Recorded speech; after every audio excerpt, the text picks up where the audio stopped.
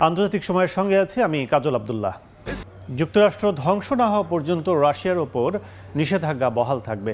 নির্বাচনে ট্রাম্প কিংবা কমলা জিতুক, কেউই এই নিষেধাজ্ঞা প্রত্যাহার করবে না বলে মন্তব্য করেছেন রাশিয়ার সাবেক প্রেসিডেন্ট দিমিত্রি মেদভেদেভ। এর আগে চলতি সপ্তাহে ট্রাম্প বলেছিলেন তিনি নির্বাচিত হলে রাশিয়ার ওপর নিষেধাজ্ঞা কিছুটা কমাবেন। তবে রাশিয়ান ফেডারেশন নিরাপত্তা পরিষদের এই প্রধান মনে করেন এই নিষেধাজ্ঞা চিরস্থায়ী হচ্ছে। যুক্তরাষ্ট্রের আসন্ন প্রেসিডেন্ট নির্বাচনে ভোটারদের প্রভাবিত করার অভিযোগে একটি রুশ গণমাধ্যমের 2 সাংবাদিকের উপর নিষেধাজ্ঞা দেয় বাইডেন প্রশাসন। এ নিয়ে গত কয়েকদিন ধরে বাকবিতণ্ডা চলছে ওয়াশিংটন মস্কোর মধ্যে। এরই ধারাবাহিকতা এবার মুখ খুললেন সাবেক রুশ প্রেসিডেন্ট দিমিত্রি মেদভেদেভ। স্থানীয় সময় শনিবার সামাজিক মাধ্যম টেলিগ্রামে মেদভেদেভ জানান, যুক্তরাষ্ট্র ধ্বংস না হওয়া পর্যন্ত রাশিয়ার উপর নিষেধাজ্ঞা বহাল থাকবে। নির্বাচনে ট্রাম্প কিংবা কমলা যেই জয়ী হোক, কেউই এ নিষেধাজ্ঞা প্রত্যাহার করবেন না। রাশিয়ান ফেডারেশনের নিরাপত্তা পরিষদের এই প্রধান বলেন, জয়ী হলে ট্রাম্প রাশিয়ার বিরুদ্ধে নিষেধাজ্ঞা কিছুটা কমাবেন, কিন্তু তার মানে এই নয় যে নিষেধাজ্ঞা পুরোপুরি তুলে নেবেন তিনি। ট্রাম্পের এমন বক্তব্যের বিষয়ে মেদভেদেভ বলেন, ট্রাম্প আত্মকেন্দ্রিক হলেও একজন বাস্তববাদী মানুষ, তাই কিছুটা হলেও বুঝতে পেরেছেন রাশিয়ার ওপর নিষেধাজ্ঞা ডলারের ওপর কতটা প্রভাব ফেলতে পারে। এদিকে ডেমোক্র্যাট প্রার্থী কমলা হ্যারিসকে তিনি বলেন, কমলা নির্বাচনে জয়ী হলে তার থেকে আশা করার মতো কিছুই নেই, কারণ তিনি একজন অনভিজ্ঞ এবং একজন নির্বোধ। দিমিত্রি মেদভেদেভ উল্লেখ করেন, একসময় সোভিয়েত ইউনিয়ন নিষেধাজ্ঞার মধ্যে ছিল, আর এখন যুক্তরাষ্ট্র তার পশ্চিমা মিত্রদের থেকে রাশিয়া আরও বড় দাগে নিষেধাজ্ঞা পেয়েছে। মোটা দাগে বলা যায় এ নিষেধাজ্ঞা চিরস্থায়ী হচ্ছে। নাদিম মারজান, সময় সংবাদ। আন্তর্জাতিক সময় আরও থাকছে। বরফ গলল ভারত মালদ্বীপ সম্পর্কের। নতুন সরকার গঠনের পর প্রথমবার প্রতিরক্ষা বৈঠকে বসল 2 দেশ। উভয় পক্ষের স্বার্থ রক্ষার কাজ করার তাগিদ।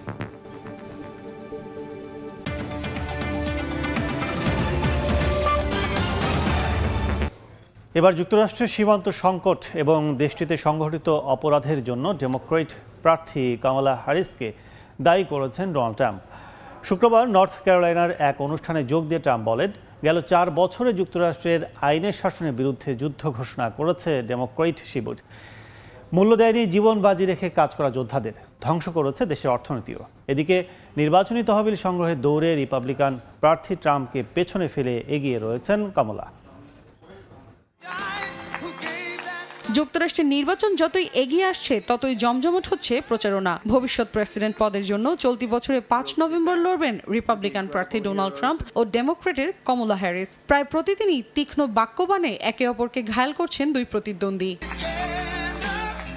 স্থানীয় সময় শুক্রবার নর্থ ক্যারোলাইনার শ্যালেটে নিরাপত্তা বাহিনীর একটি অনুষ্ঠানে যোগ দেন ডোনাল্ড ট্রাম্প। এ সময় মার্কিন সীমান্ত সংকট এবং দেশের মাটিতে সংঘটিত অপরাধের জন্য কমলা হ্যারিসকে দায়ী করেন তিনি। বলেন, গেল 4 বছরে ডেমোক্রেটরা যুক্তরাষ্ট্রের আইনের শাসনের বিরুদ্ধে যুদ্ধ ঘোষণা করেছে। দেশকে এগিয়ে নিতে যারা জীবন বাজি রেখে কাজ করেছেন তাদের কোনো মূল্য দেয়া হয়নি। Is the day that Kamala's crime wave comes to an end. It's a crime wave. All of the problems that we have, and they list them. Usually the economy is number one. কমলার সমালোচনার এখানেই ইতি টানেননি প্রতিপক্ষ Trump, বরং আসন্ন বিতর্ক সামনে রেখে প্রশ্ন তুলেছেন তার প্রস্তুতি নিয়েও। বলেন, বদ্ধরমে প্রশিক্ষণ নিয়ে নিজেকে পরিপক্ক করার চেষ্টা চালাচ্ছেন কমলা, কিন্তু ঘরের বাইরে সবাই তার সমর্থন করছেন বলে জোর গলায় বলেন ট্রাম্প। এদিকে আসন্ন প্রেসিডেন্ট নির্বাচনে ট্রাম্প নয় বরং কমলাকে ভোট দেওয়ার পরিকল্পনা করছেন দেশটির সাবেক ভাইস প্রেসিডেন্ট ও রিপাবলিকান সমর্থক ডিক চেনি। বলেন, ট্রাম্প যুক্তরাষ্ট্রের ভবিষ্যতের জন্য হুমকি। গেল নির্বাচনে ভোটাররা তাকে প্রত্যাখ্যান করার পরও ক্ষমতায় টিকে থাকার লোভে সহিংসতা সৃষ্টি করেন তিনি, আর তাই তাকে পুনরায় বিশ্বাস করা যাবে না। অন্যদিকে নিন্দুকের মুখে ছাই দিয়ে এগিয়ে যাচ্ছেন ভাইস প্রেসিডেন্ট কমলা হ্যারিস। নির্বাচনী তহবিল সংগ্রহের দৌড়ে ট্রাম্পকে বেশ পেছনে ফেলেছেন তিনি। গেল আগস্টে 36 কোটি 10 লাখ ডলারের তহবিল সংগ্রহ করেছে হ্যারিসের নির্বাচনী প্রচার দল ও ডেমোক্র্যাট শিবির। অন্যদিকে রিপাবলিকান পার্টি সংগ্রহ করেছে 13 কোটি ডলার। এতে নির্বাচনের মাত্র 2 মাস আগে প্রতিদ্বন্দ্বী প্রার্থী ডোনাল্ড ট্রাম্পের চেয়ে বড় ব্যবধানে এগিয়ে গেছেন কমলা। মৌসুমী সাথী, সময় সংবাদ। ট্রুডো সরকারের উপর থেকে বামপন্থী দল নিউ ডেমোক্রেটিক পার্টি সমর্থন প্রত্যাহার করায় বিপাকে কানাডার প্রধানমন্ত্রী। পার্লামেন্টে আস্থা ভোট বা আগাম নির্বাচন এড়াতে ক্ষমতাসীন লিবারেলদের এখন খুঁজতে হবে অন্য কোনো রাজনৈতিক দলের সমর্থন। অন্যদিকে ট্রুডোর ঘনিষ্ঠ সহযোগী জেরোমি ব্রডহার্স্টও নির্বাচনী প্রচারণা থেকে সরে দাঁড়ানোর ঘোষণা দিয়েছেন। জনমত জরিপ বলছে ট্রুডোর প্রতি ভোটারদের হতাশা বাড়ছে, তাই আগাম নির্বাচন হলে দেশটির বিরোধী দল মধ্য ডানপন্থী রক্ষণশীলরা বিপুল ভোটে জিততে পারে। আগামী বছর ৪৫তম সাধারণ নির্বাচন হওয়ার কথা কানাডায়, তবে ক্ষমতার মেয়াদ শেষ হবার আগেই ধাক্কা খেল জাস্টিন ট্রুডোর সরকার। পার্লামেন্টে তার লিবারেল পার্টির সরকারের ওপর থেকে সমর্থন প্রত্যাহার করে নিয়েছে বামপন্থী দল নিউ ডেমোক্রেটিক পার্টি এনডিপি। দলটির নেতা জগমিত সিং বুধবার এক ভিডিও বার্তায় এমন ঘোষণা দেন। অভিযোগ করে বলেন, সাধারণ মানুষের জন্য লড়াইয়ের ক্ষেত্রে লিবারেলরা দুর্বল ও স্বার্থপর। ট্রুডো সরকারের ওপর থেকে বামপন্থী দলটি সমর্থন প্রত্যাহার করায় দেখা দিয়েছে পার্লামেন্টে আস্থা ভোট বা আগাম নির্বাচন আয়োজনের মতো পরিস্থিতি। তবে এ নিয়ে চরম অস্বস্তিতে পড়েছে লিবারেল পার্টি। আগাম নির্বাচন এড়াতে এখন তাদের খুঁজতে হবে অন্য কোনো রাজনৈতিক দলের সমর্থন। এখানেই শেষ নয়। লিবারেল সরকারের এমন নাজুক অবস্থায় ট্রুডোর ঘনিষ্ঠ সহযোগী জেরোমি ব্রডহার্স্ট আরও বিপাকে ফেলেছেন দেশটির প্রধানমন্ত্রীকে। লিবারেল পার্টির নির্বাচনী প্রচারণার পরিচালকের দায়িত্ব থেকে সরে দাঁড়ানোর ঘোষণা দিয়েছেন ব্রডহার্স্ট। দেশটির গণমাধ্যম টরন্টো স্টার লিখেছে, ব্রডহার্স্ট মনে করছেন আগামী নির্বাচনে ট্রুডোর জয়ের সম্ভাবনা নেই। এদিকে জনমত জরিপ বলছে আসন্ন নির্বাচনে দেশটির বিরোধী দল মধ্য ডানপন্থী রক্ষণশীলরা বিপুল ভোটে জিততে পারে, কারণ ট্রুডোর প্রতি ভোটারদের মধ্যে হতাশা বাড়ছে। ২০১৫ সালে তিনি প্রধানমন্ত্রী হিসেবে দায়িত্ব পালন শুরু করেন, কিন্তু নিত্যপণ্যের দাম বৃদ্ধি ও আবাসন সংকট তার জনপ্রিয়তা অনেক কমিয়েছে। ফারহাদ চৌধুরী, সময় সংবাদ। ভারত মালদ্বীপ উত্তেজনার মধ্যে প্রথমবারের প্রতিরক্ষা বৈঠকে বসল দুই দেশ। শুক্রবার দিল্লিতে প্রতিরক্ষা ক্ষেত্রে দ্বিপক্ষীয় সহযোগিতার বিষয়ে আলোচনা করেন ভারত ও মালদ্বীপের প্রতিরক্ষা সচিব। বৈঠক ফলপ্রসূ হয়েছে উল্লেখ করে ভারত জানায়, আলোচনার ফলে দুই দেশের স্বার্থ রক্ষা হবে। এতে ভারত মহাসাগরীয় অঞ্চলে স্থিতিশীলতা ফিরবে বলে আশাবাদী নয়াদিল্লি। গত বছর মালদ্বীপের ক্ষমতায় মোহাম্মদ মুইজু আসার পর ভারতের সঙ্গে সম্পর্কে টানাপোড়েন শুরু হয়। এর মধ্যে মুইজুর চীন সফর ঘিরে মালে নয়াদিল্লির সম্পর্ক তলানিতে পৌঁছায়। দুই দেশের টানাপোড়েনের মধ্যেই প্রথমবারের মতো প্রতিরক্ষা পর্যায়ে বৈঠকে বসেছে ভারত ও মালদ্বীপ।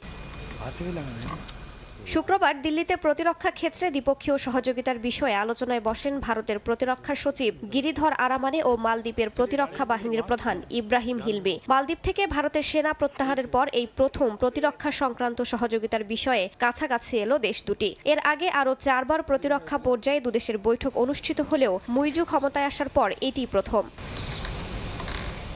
বৈঠকের পর ভারতের প্রতিরক্ষা মন্ত্রণালয় এক বিবৃতিতে জানায়, দ্বিপক্ষীয় সহযোগিতা নিয়ে বিভিন্ন বিষয়ে দুই দেশের মধ্যে আলোচনা হয়েছে। এর মধ্যে রয়েছে সরকারের উচ্চ পর্যায়ের প্রতিনিধিদের আসা যাওয়া, দক্ষতা বাড়ানোর সংক্রান্ত প্রকল্পগুলোর দ্রুত বাস্তবায়নের মতো গুরুত্বপূর্ণ বিষয়। আসন্ন দ্বিপক্ষীয় সামরিক মহড়ায় যোগদানের বিষয়টিও আলোচনায় উঠে আসে বলে জানানো হয়। এই বৈঠককে ফলপ্রসূ উল্লেখ করে দুই দেশের স্বার্থ সংরক্ষিত হবে বলে জানিয়েছে ভারত। একই সঙ্গে ভারত মহাসাগরীয় অঞ্চল স্থিতিশীল ও সমৃদ্ধশালী হয়ে উঠবে বলে আশাবাদী নয়াদিল্লি। গত বছর নভেম্বরে অনুষ্ঠিত নির্বাচনে প্রেসিডেন্ট পদে চীনপন্থী হিসেবে পরিচিত মোহাম্মদ মুইজুর জয়ের পর থেকে ভারত মালদ্বীপ সম্পর্কে অবনতি দেখা দেয়। নির্বাচনে মুইজুর প্রধান স্লোগান ছিল ইন্ডিয়া আউট। ভারত বিরোধী স্লোগান তুলে নির্বাচনে জয়ের পর প্রথমেই তার সরকার সেনা প্রত্যাহারের দাবি তোলে। তবে নতুন করে প্রতিরক্ষা বৈঠকের মধ্য দিয়ে ভারত মালদ্বীপ সম্পর্কের বরফ গলতে শুরু করেছে বলে মনে করছেন কেউ কেউ। রাইসা জান্নাত, সময় সংবাদ। আন্তর্জাতিক সময় আরও থাকছে। প্রথমবারের মতো নভোচারীদের মহাকাশে রেখেই পৃথিবীতে ফিরল মহাকাশযান। যান্ত্রিক ত্রুটির কারণে ঝুঁকি এড়াতে এমন পদক্ষেপ, বলছে নাসা।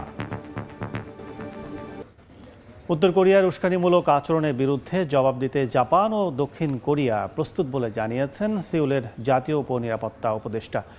রাশিয়ার ছত্রছায়ায় থেকে উত্তর কোরিয়ার বিভিন্ন উস্কানিমূলক কর্মকাণ্ডের জবাব দেওয়ার হুঁশিয়ারি দেন তিনি। জাপানের প্রধানমন্ত্রী সফরের মধ্যেই শুক্রবার দক্ষিণ কোরিয়ায় নতুন করে আরও 190টি আবর্জনা ভর্তি বেলুন পাঠিয়েছে পিয়ংইয়ং। কোনোভাবেই থামানো যাচ্ছে না কিম জং উনকে। সিওলে জাপানের প্রধানমন্ত্রীর সফরের মধ্যেই শুক্রবারও দক্ষিণ কোরিয়ায় আবর্জনা ভর্তি 190টি বেলুন পাঠিয়েছে উত্তর কোরিয়া। গত 3 দিনে ময়লা ভর্তি 900-র বেশি বেলুন পাঠালো দেশটি। এছাড়া সম্প্রতি উত্তর কোরিয়ার দক্ষিণাঞ্চলীয় সীমান্তে 250 ব্যালিস্টিক ক্ষেপণাস্ত্র মোতায়েনের ঘোষণা দিয়েছে কিম জং উন। উত্তর কোরিয়ার এ ধরনের উস্কানিমূলক আচরণে ক্ষুব্ধ দক্ষিণ কোরিয়া ও জাপান। রাশিয়ার প্রশ্রয় পেয়ে কিম জং উন সরকার এ ধরনের কর্মকাণ্ড পরিচালনা করছে বলে অভিযোগ করেছেন দক্ষিণ কোরিয়ার জাতীয় উপনিরাপত্তা উপদেষ্টা কিম তাই হিও। তিনি জানান, সিওলে শুক্রবার দক্ষিণ কোরিয়ার প্রেসিডেন্ট ইয়ন সুক ইয়োল ও জাপানের প্রধানমন্ত্রী ফুমিও কিশিদার মধ্যে অনুষ্ঠিত বৈঠকে উত্তর কোরিয়ার উস্কানিমূলক আচরণ থামানোর বিষয়ে আলোচনা হয়েছে। বলেন, রাশিয়ার ছত্রছায়ায় থেকে উত্তর কোরিয়ার উস্কানিমূলক আচরণ তারা সহ্য করবে না। উত্তর কোরিয়াকে রুখতে জাপান ও দক্ষিণ কোরিয়া প্রস্তুত বলেও জানানো হয়। এই দুই নেতা দক্ষিণ কোরিয়া ও জাপানের দ্বিপাক্ষিক সম্পর্কের তাৎপর্য আলোচনা করেন। ক্যাম্প ডেভিড চুক্তির ব্যাপারেও আলোচনা হয় তাদের, বিশেষ করে রাশিয়ার ছত্রছায়ায় থেকে উত্তর কোরিয়ার উস্কানিমূলক আচরণ রুখতে দেশ দুটির পারস্পরিক সহযোগিতার কথা বলেন তারা। আগামী 27 সেপ্টেম্বর প্রধানমন্ত্রীর পদ ছাড়ার ঘোষণা দিয়েছেন জাপানের প্রধানমন্ত্রী ফুমিও কিশিদা। তবে তিনি ক্ষমতায় না থাকলেও দক্ষিণ কোরিয়া ও জাপানের মধ্যে বন্ধুত্বপূর্ণ সম্পর্ক বজায় থাকবে বলে জানানো হয়। কোরীয় উপদ্বীপে শান্তি প্রতিষ্ঠার কথা জানান দুই নেতা। কাকুলি আখতার, সময় সংবাদ। G20ভুক্ত দেশগুলোর মধ্যে দ্বিতীয় সর্বোচ্চ কার্বন নিঃসরণকারী দেশ হিসেবে দক্ষিণ কোরিয়ার নাম উঠে এসেছে এনভায়রনমেন্টাল অ্যাসেসমেন্ট এজেন্সির এক যৌথ গবেষণায়। এই জলবায়ু পরিবর্তনজনিত সংকট মোকাবিলায় সরকার কোনো পদক্ষেপ না নেয় রাজধানী সিউলে বিক্ষোভ করেছে 30,000-এরও বেশি মানুষ। দক্ষিণ কোরিয়া থেকে মোহাম্মদ হানিফের রিপোর্ট। জলবায়ু ন্যায় বিচার চাই, আমাদের জীবন রক্ষা করুন লেখা ব্যানার ফেস্টুন নিয়ে সিউলের রাস্তায় বিক্ষোভে নেমেছেন হাজার হাজার মানুষ। সাম্প্রতিক এক গবেষণায় কার্বন নিঃসরণকারী দেশ হিসেবে দ্বিতীয় সর্বোচ্চ স্থানে দক্ষিণ কোরিয়ার নাম উঠে আসে। জলবায়ু পরিবর্তন মোকাবেলায় সরকার কোনো পদক্ষেপ না নেওয়ায় শনিবার কোরিয়ার রাজধানী সিউলে সর্বস্তরের মানুষ বিক্ষোভে অংশ নেন। এদিকে সরকারের ব্যর্থতার প্রেক্ষিতে জলবায়ু বিষয়ক 4টি মামলা হয়। এই মামলায় স্বাক্ষর করে প্রায় 200 মানুষ। তাদের অভিযোগ, সরকার জলবায়ু পরিবর্তনের নেতিবাচক প্রভাব মোকাবেলায় কোনো কঠোর পদক্ষেপ নেয়নি। এতে মানুষের জীবন ও সুস্থ পরিবেশের অধিকার রক্ষার সাংবিধানিক দায়িত্ব পালনে সরকার ব্যর্থ হয়েছে বলে মনে করেন বিক্ষোভকারীরা। বিশ্বজুড়ে জলবায়ু পরিবর্তনের নানা প্রভাব পড়েছে প্রতিনিয়তই, যার পেছনে বড় একটি কারণ অধিক পরিমাণে কার্বন নিঃসরণ। এই জন্য শিল্পোন্নত দেশগুলোকে দায়ী করেন সংশ্লিষ্টরা। বিভিন্ন গবেষণাতেও এর সত্যতা মিলেছে। পরিবেশ বিজ্ঞানীরা বলছেন, জীবাশ্ম জ্বালানি পোড়ানোর কারণে যে গ্রিন হাউস গ্যাস নির্গত হয় তা বিশ্বে তাপমাত্রা বাড়াচ্ছে, যে কারণে বিশ্বে এখন হারিকেন, তাপদাহ, বন্যা, দাবানল ও খরা দেখা দিচ্ছে। দক্ষিণ কোরিয়া থেকে মোহাম্মদ হানিফ, সময় সংবাদ।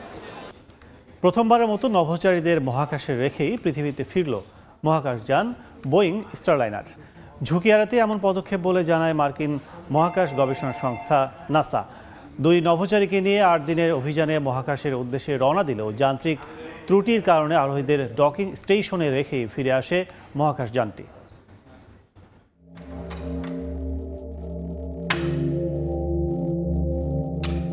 পৃথিবীর বুক থেকে 2 নভোচারীকে নিয়ে অভিযানে যাওয়া মহাকাশযানটি ফিরে এসেছে আরোহীদের ছাড়াই।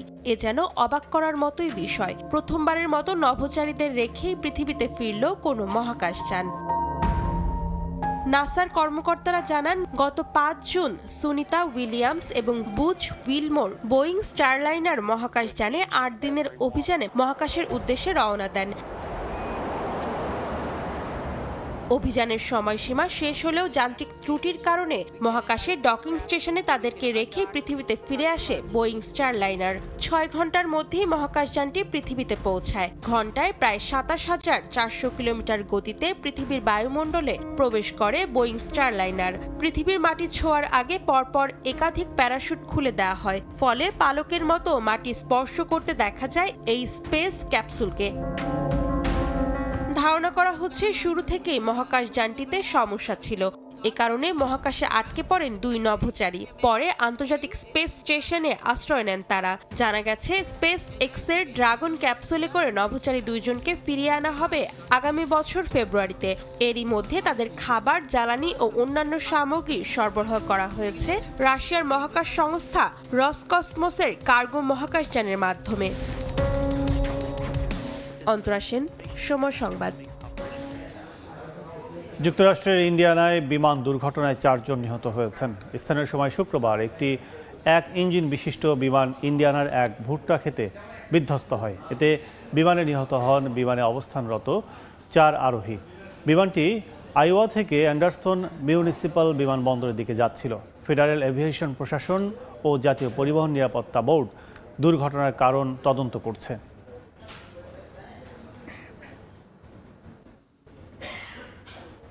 সফলভাবে অগ্নি-4 ব্যালিস্টিক ক্ষেপণাস্ত্র উৎক্ষেপণ করেছে ভারত। দেশটির উড়িষ্যার চণ্ডীপুর থেকে স্থানীয় সময় শুক্রবার এ পরীক্ষা পরিচালনা করা হয়। ভারতীয় প্রতিরক্ষা মন্ত্রণালয়ের এক কর্মকর্তা জানান, এই উৎক্ষেপণের সব ধরনের প্রযুক্তিগত ও কার্যকরী মানদণ্ড সফলভাবে নিশ্চিত করে অগ্নি-4 ব্যালিস্টিক ক্ষেপণাস্ত্র উৎক্ষেপণ করা হয়েছে। অগ্নি-4 মাঝারি পাল্লার ক্ষেপণাস্ত্র যা 4000 কিলোমিটার দূরত্বে আঘাত হানতে সক্ষম। এছাড়া এটি পরমাণু অস্ত্র বহন করতে পারে বলে জানানো হয়। দেশটির দাবি, অগ্নি সিরিজের ক্ষেপণাস্ত্রগুলো ভারতের প্রতিরক্ষা ব্যবস্থায় অত্যন্ত গুরুত্বপূর্ণ ভূমিকা পালন করছে। নিউ ইয়র্কে হামলার পরিকল্পনার অভিযোগে কানাডায় পাকিস্তানি এক তরুণকে আটক করা হয়েছে। গত বুধবার কানাডা যুক্তরাষ্ট্র সীমান্ত এলাকা থেকে কানাডীয় ও মার্কিন তদন্তকারীরা তাকে আটক করেন। মার্কিন কর্মকর্তারা জানান, আটক ব্যক্তি জঙ্গি গোষ্ঠী আইএসের পক্ষ থেকে নিউ ইয়র্কে ইহুদিদের বিরুদ্ধে সন্ত্রাসী হামলা চালানোর পরিকল্পনা করছিলেন। 20 বছর বয়সী ওই তরুণের নাম শাহজেব খান। তিনি শাহজেব জাদুন নামে পরিচিত। 13 সেপ্টেম্বর সন্দেহভাজন ওই তরুণকে মন্ট্রিয়লের একটি আদালতে হাজির করার কথা রয়েছে। প্রতি বছরের মতো এবারও জার্মানি বার্লিনে যাত্রা শুরু হলো 5 দিনব্যাপী আন্তর্জাতিক প্রযুক্তি মেলা ইফা 2024।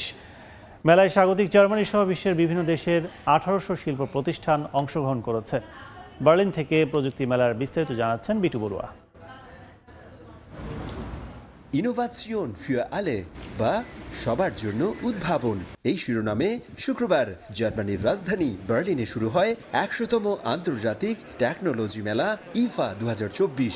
নগরীর প্রসিদ্ধ মেসে জুইডে এই মেলার আয়োজক দেশ জার্মানি ছাড়াও অংশগ্রহণ করে ইউরোপ, জাপান, চায়না, যুক্তরাজ্য ও কোরিয়া সহ বিশ্বের বিভিন্ন দেশের প্রায় 1800 বেশি প্রযুক্তি ও কৌশল নির্ভর প্রতিষ্ঠান।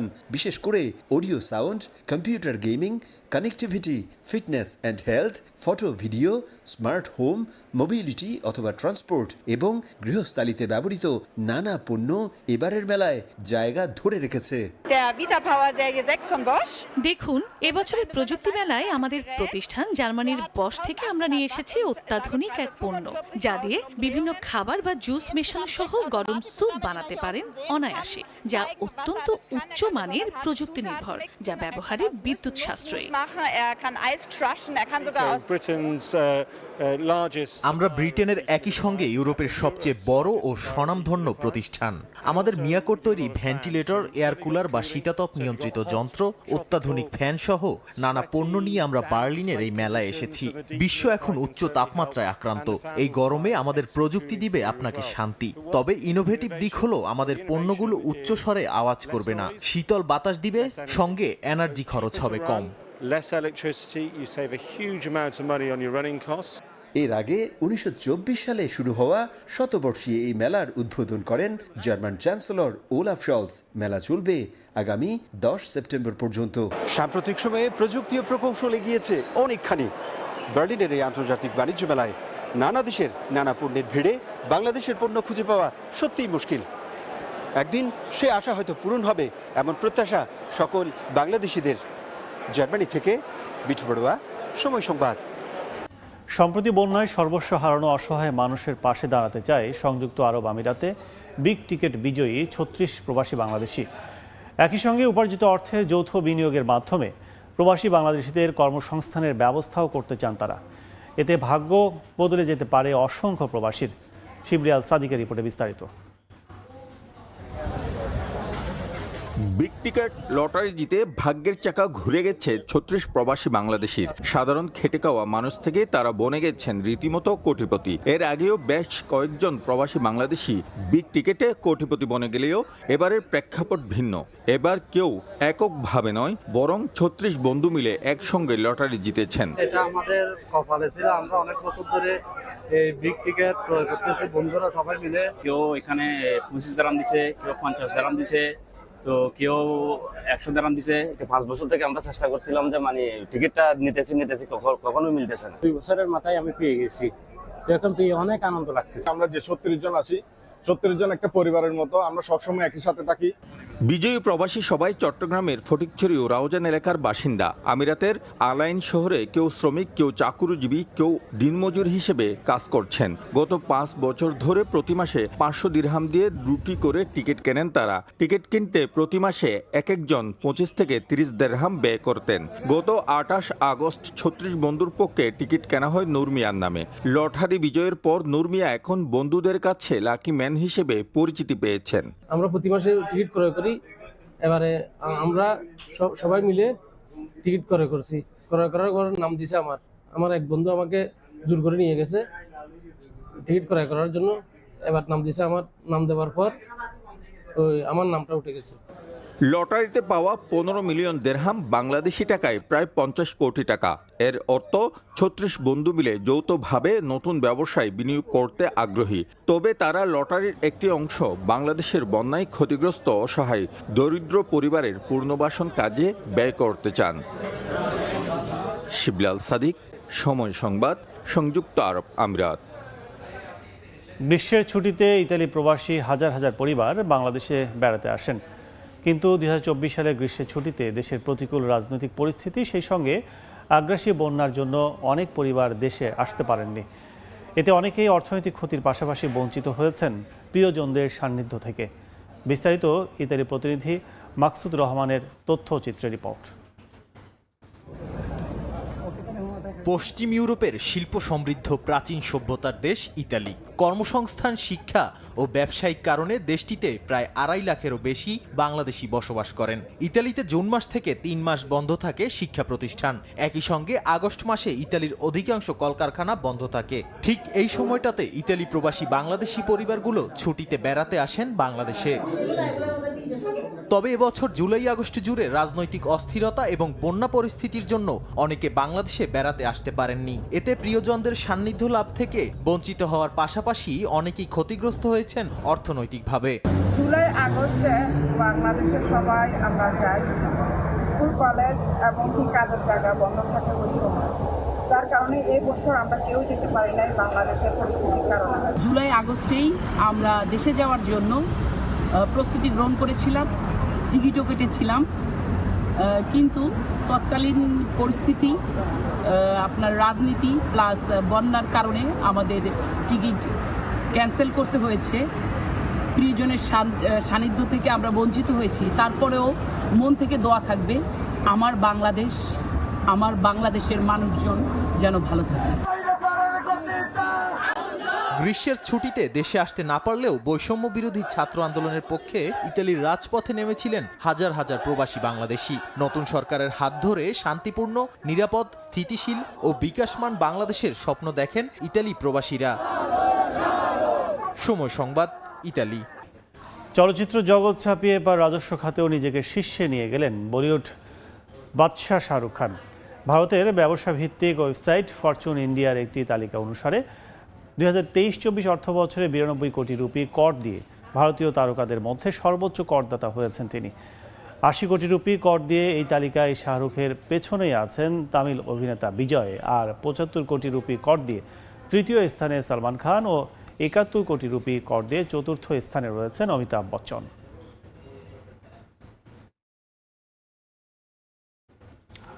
ভারতের মহারাষ্ট্রে একটি সেমিকন্ডাক্টর প্রকল্পে 839 বিলিয়ন রুপি বিনিয়োগ করবে ইসরায়েলি প্রতিষ্ঠান টাওয়ার সেমিকন্ডাক্টর ও আদানি গ্রুপ। বৃহস্পতিবার এক এক্স বার্তায় কথা জানান মহারাষ্ট্রের মুখ্যমন্ত্রী একনাথ শিন্ডে। তিনি জানান 1.61 ট্রিলিয়ন রুপির এই প্রকল্পটি অনুমোদন দেয়া হয়েছে। এতে রাজ্যে 29,000 মানুষের কর্মসংস্থান হবে। বার্তা সংস্থা রয়টার্স জানায়, বন্দর, পাওয়ার ইউটিলিটি, ট্রান্সমিশন ও কয়লা বাণিজ্যের পর সবশেষ সেমিকন্ডাক্টর ম্যানুফ্যাকচারিং ব্যবসায় নামছেন ভারতীয় বিলিয়নিয়ার গৌতম আদানি। এছাড়া ভারতকে চিপ মেকার হিসেবে গড়ে তুলতে সারা বিশ্বের বড় বড় কোম্পানিকে দেশটিতে তাদের উৎপাদন ইউনিট স্থাপনের জন্য উৎসাহিত করার বিভিন্ন পদক্ষেপ নিচ্ছেন ভারতীয় প্রধানমন্ত্রী নরেন্দ্র মোদী। ধারণা করা হচ্ছে 2026 সাল নাগাদ দেশটির সেমিকন্ডাক্টর বাজার $63 বিলিয়ন দাঁড়াবে। পাপুয়া নিউগিনিতে সফরে গেছেন ক্যাথলিক খ্রিস্টানদের ধর্মযাজক পোপ ফ্রান্সিস। এ সময় ঐতিহ্যবাহী গান ও নাচের মধ্য দিয়ে তাকে স্বাগত জানানো হয়। দক্ষিণ পূর্ব এশিয়া সফরের অংশ হিসেবে স্থানীয় সময় শনিবার পাপুয়া নিউগিনি যান পোপ ফ্রান্সিস। এ সময় শারীরিক অসুস্থতার কারণে হুইল চেয়ারে বসে থাকতে দেখা যায় তাকে। সফরকালীন দেশটির বিভিন্ন শিক্ষা প্রতিষ্ঠান পরিদর্শন করবেন পোপ। পাপুয়া নিউগিনির পর পূর্ব তিমুর এবং ইন্দোনেশিয়া সফরে যাবেন এই ধর্মযাজক।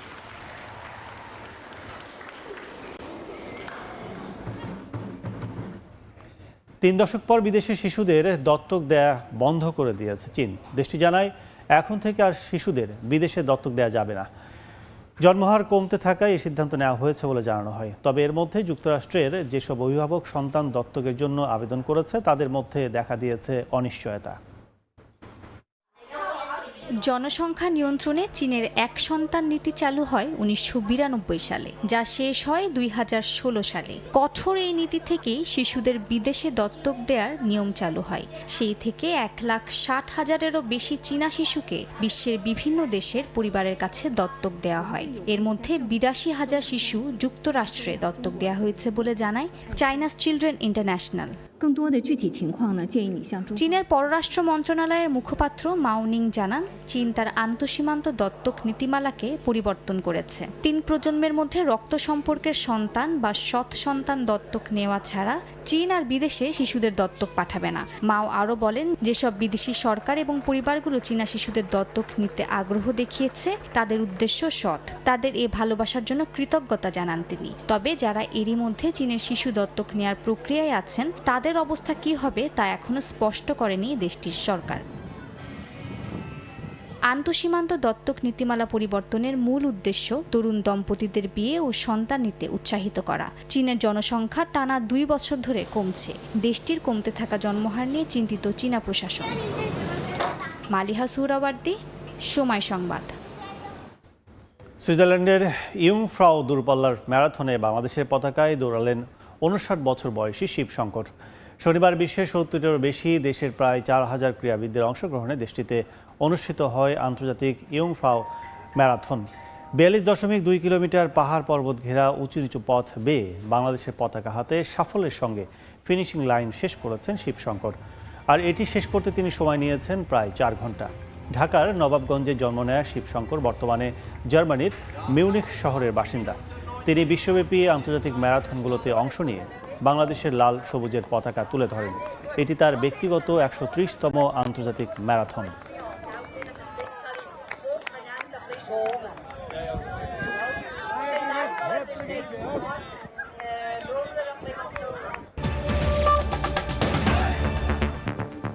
এই ছিল আন্তর্জাতিক সময়। সঙ্গে থাকুন সময়।